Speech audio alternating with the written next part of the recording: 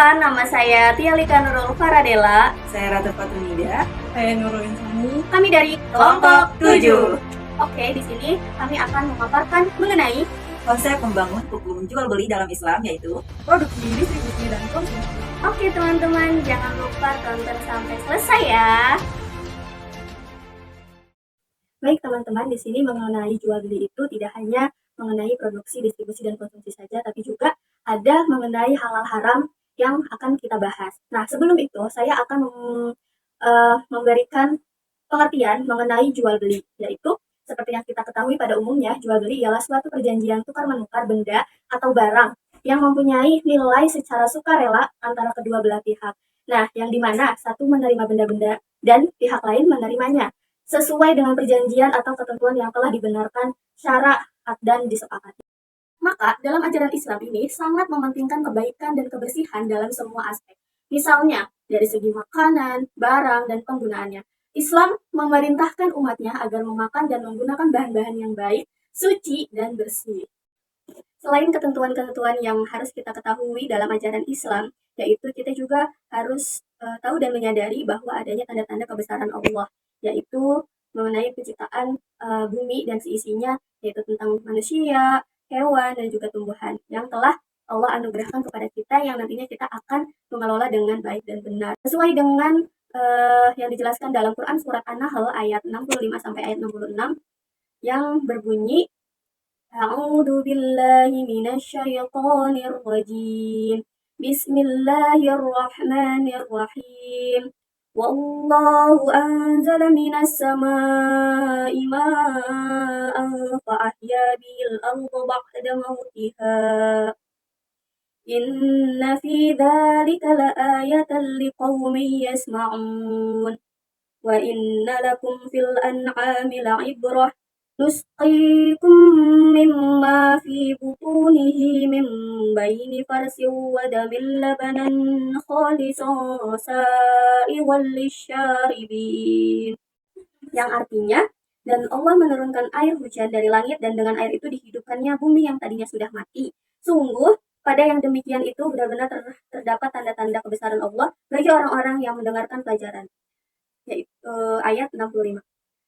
Sedangkan ayat 66-nya, dan sungguh pada hewan ternak itu benar-benar terdapat pelajaran bagi kamu. Kami memberimu minum dari apa yang ada dalam perutnya berupa susu murni antara kotoran dan darah yang mudah ditelan bagi orang yang meminumnya. Ayat ini menguraikan mengenai bukti-bukti kekuasaan dan kebesaran Allah Subhanahu wa Ta'ala, serta berbagai bentuk nikmat yang dianugerahkannya kepada kita. Nah, sebagai nikmat itu berada yang sering di sekitar kita dan sering terdapat di kehidupan sehari-hari kita. Dan ayat ini juga mempertegas bahwa Islam itu sangat menghargai ilmu pengetahuan dan juga orang-orang yang berpikir dan memperhatikan alam sekitar. Karena ini semua untuk perenungan kita dan sebagai penyadaran diri akan kekuasaan Allah Subhanahu wa Ta'ala. Dari prosesnya hujan tersebut kita mendapatkan sebuah anugerah yang telah Allah berikan. Dan juga binatang ternak di mana terdapat susu yang mempunyai manfaat yang luar biasa dan juga untuk kesehatan manusia serta mengandung zat-zat yang sangat dibutuhkan juga untuk tubuh. Di situ kita bisa mengetahui dan menyadari bahwa itu semua adalah anugerah yang telah Allah berikan untuk kita semua. Dan bukan cuma pada binatang saja, tapi juga pada buah-buahan, semisal korma dan juga anggur. Juga dapat diambil manfaatnya. Itu pun anugerah yang dapat Allah berikan kepada kita yang sangat luar biasa ini. Maka kita sebagai manusia patut bersyukur dan juga harus mengelola yang ada di bumi ini dengan baik dan benar. Dari kesadaran dan juga anugerah-anugerah yang telah Allah berikan, itu turunlah adanya makanan hukum makanan halal dan hukum makanan haram. Seperti yang dijelaskan dalam Quran Surat Al-Baqarah ayat 168 mengenai makanan halal. A'udzu billahi minasyaitonir rajim. Bismillahirrahmanirrahim. Ya ayyuhan nasu kulu mimma fil ardi halalan thayyiba wa la tattabi'u khutuwatis syaitan innahu lakum aduwwum mubin. Yang artinya, wahai manusia, makanlah dari makanan yang halal dan baik yang terdapat di bumi dan janganlah kamu mengikuti langkah-langkah setan. Sungguh, setan itu musuh yang nyata bagimu. dalam makanan halal yang telah dijelaskan dalam ayat tersebut, maka kita harus banyak bersyukur atas nikmat yang Allah berikan, seperti yang diperintahkan dalam surat Al-Baqarah ayat 172.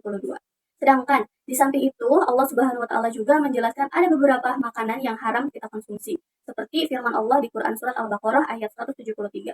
Berikut adalah firman Allah Quran surat Al-Baqarah ayat 172 sampai 173 yang berbunyi, Bismillahirrahmanirrahim. يا أيها الذين آمنوا كلوا من طيبات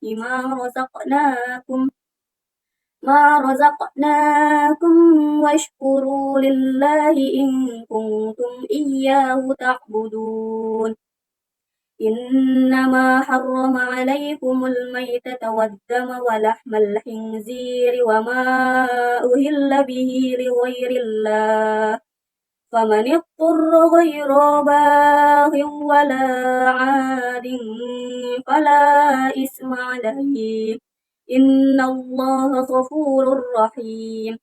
Yang artinya, wahai orang-orang yang beriman, makanlah dari rezeki yang baik yang kami berikan kepadamu dan bersyukurlah kepada Allah jika kamu hanya menyembah kepadanya. Sesungguhnya Dia hanya mengharamkan atasmu bangkai, darah, daging babi, dan daging hewan yang disembelih dengan menyebut nama selain Allah. Tetapi, barang siapa terpaksa memakannya, bukan karena menginginkannya dan tidak pula melampaui batas, maka tidak ada dosa baginya, sungguh Allah Maha Pengampun lagi Maha Penyayang. Di samping itu juga ada hadis yang mempertegas dari Quran Surat Al-Baqarah 172-173 tersebut, yaitu dari hadis riwayat Ibnu Majah yang berbunyi, Bismillahirrahmanirrahim. Uhillat lana maitatani wa damani fa'ammal maitatani falhut فأما الميتتان فالحوت والجراد وأما الدمان فالكبد والطحال. Yang artinya, kami dihalalkan 2 bangkai dan darah, adapun 2 bangkai tersebut adalah ikan dan belalang, sedangkan 2 darah tersebut adalah hati dan limpa. Hadis riwayat Ibnu Majah. Tersebut, hikmah daging babi diharamkan antara lain yaitu kita akan terhindar dari kotoran dan penyakit yang ada pada daging babi. Babi ialah binatang yang sangat jorok dan kotor. Maka orang yang beriman akan terhindar dari babi yang kotor tersebut. Maka dari itu, mengapa mungkin tidak diberitahukan alasan-alasannya, namun secara kesehatan pun babi adalah hewan yang sangat kotor, maka itu tidak baik untuk kita, gitu, untuk tubuh kita. Maka dari itu, babi adalah hewan yang diharamkan untuk kita konsumsi. Baiklah, selanjutnya saya akan menjelaskan mengenai isi kandungan dari Quran Surat Al-Maidah ayat 87 dan 88. Sebelum lanjut membahas isi kandungannya, di sini saya akan membacakan ayatnya terlebih dahulu. A'udzu billahi minasyaitonir rajim. Bismillahirrahmanirrahim. Ya ayyuhalladzina amanu la tuharrimu thayyibati ma ahallallahu lakum wa la ta'tadu. Innallaha la yuhibbul mu'tadin. وكلوا مما رزقكم الله حلالا طيبا واتقوا الله الذي أنتم به مؤمنون. Yang artinya, wahai orang-orang yang beriman, janganlah kamu mengharamkan apa yang baik yang telah dihalalkan Allah kepadamu, dan janganlah kamu melampaui batas. Sesungguhnya Allah tidak menyukai orang-orang yang melampaui batas. Dan makanlah dari apa yang telah diberikan Allah kepadamu sebagai rezeki yang halal dan baik, dan bertakwalah kepada Allah yang kamu berikan kepadanya. Selanjutnya yaitu Al-Maidah ayat 90 yang berbunyi, A'udzu billahi minasyaitonir rajim. Bismillahirrahmanirrahim. Ya ayyuhalladzina amanu innamal khamru wal maisir wal ansabu wal azlamu rijsun min amalis syaitan fajtanibuhu la'allakum tuflihun. Yang artinya, wahai orang-orang yang beriman, sesungguhnya minuman keras, berjudi, berkurban untuk berhala, dan mengundi nasib dan anak panah adalah perbuatan keji dan termasuk perbuatan setan. Maka jauhilah perbuatan-perbuatan itu agar kamu beruntung.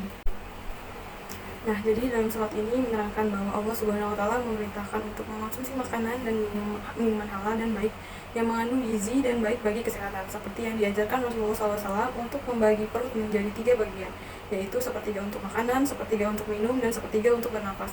Ini adalah beberapa tuntunan yang diajarkan oleh Nabi SAW agar umatnya terjaga dari penyakit yang disebabkan oleh makanan dan minuman.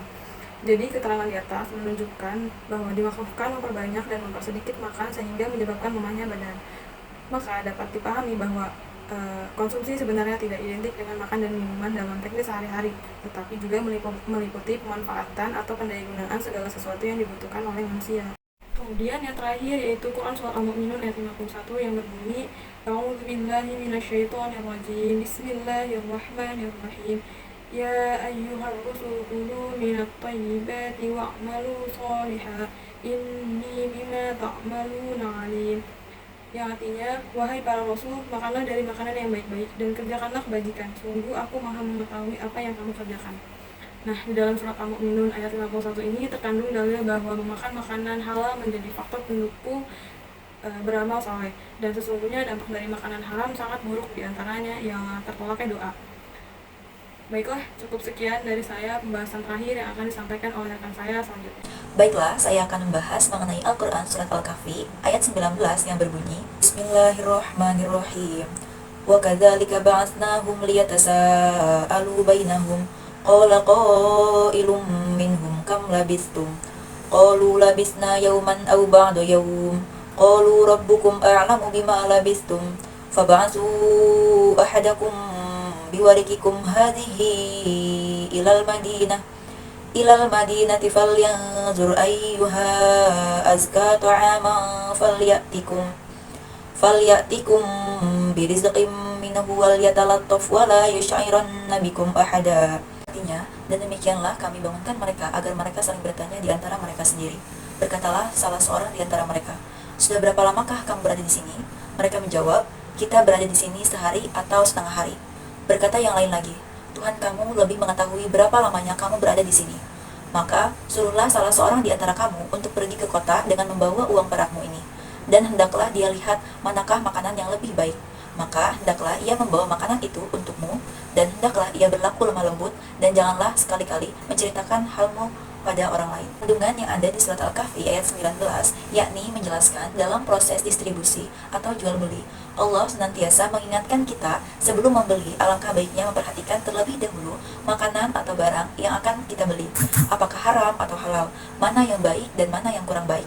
Selanjutnya, saya akan membahas Al-Quran Surat At-Taubah ayat 34-35 yang berbunyi Bismillahirrahmanirrahim Ya ayyuhalladzina amanu inna katsiran minal ahbari warruhbani la ya'kuluna amwalan nasi bil batili wa yasudduna an sabilillah walladzina yaknizuna adh-dhahaba wal fiddata wa la yunfiqunaha fi sabilillah fabashshirhum bi'adzabin alim. Bismillahirrahmanirrahim Yauma yuhma 'alaiha fi nari jahannam fatukwa biha jibahuhum wa junubuhum wa zuhuruhum hadza ma kanaztum li anfusikum fadzuqu ma kuntum taknizun. Sadaqallahul azim. Artinya, dan orang-orang yang menyimpan emas dan perak tidak menginfakkannya di jalan Allah, maka berikanlah kabar gembira kepada mereka bahwa mereka akan mendapat azab yang pedih.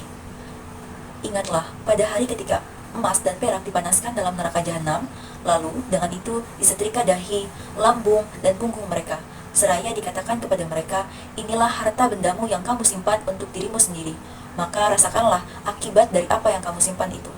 Baiklah, kita akan membahas kandungan surat At-Taubah ayat 34-35, yang dimana di dalamnya adalah ancaman bagi orang yang meninggalkan zakat secara sengaja. Mereka ini melakukan penimbunan harta tanpa mau menginfakkannya di jalan Allah SWT, seperti nafkah, zakat, haji, kepentingan sosial, dan lain-lain yang diwajibkan bagi harta tersebut. Menerangkan bahwa menimbun harta sebanyak mungkin dan berbangga-bangga dengannya merupakan aktivitas tidak terpuji.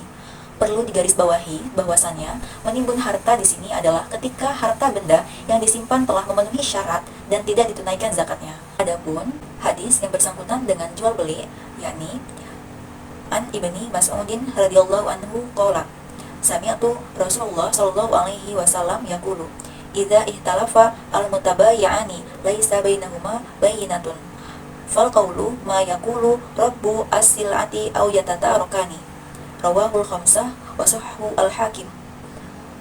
Ibnu Mas'ud radhiyallahu anha berkata, aku mendengar Rasulullah SAW bersabda, apabila dua orang yang berjual berselisih, sedang di antara mereka tidak ada keterangan yang jelas, maka perkataan yang benar ialah yang dikatakan oleh pemilik barang atau mereka membatalkan transaksi. Oke teman-teman, jadi kesimpulannya adalah dalam konsep hukum jual beli ini sangat penting bagi kita untuk mengetahui hukum yang sudah ditetapkan dalam Al-Quran dan hadis. Itu semua sebagai acuan kita dalam sebuah produksi, distribusi maupun konsumsi. Dari sini kita bisa mengetahui bahwa kita tidak bisa sembarangan memilih barang atau makanan haram yang nantinya akan kita jual ataupun konsumsi. Karena bagi umat Islam itu adalah hal yang dilarang loh. Itu dia pembahasan kita pada kali ini, yaitu mengenai konsep hukum jual beli, produksi, distribusi, dan konsumsi. Terima kasih yang sudah menonton teman-teman, semoga bermanfaat. Bye!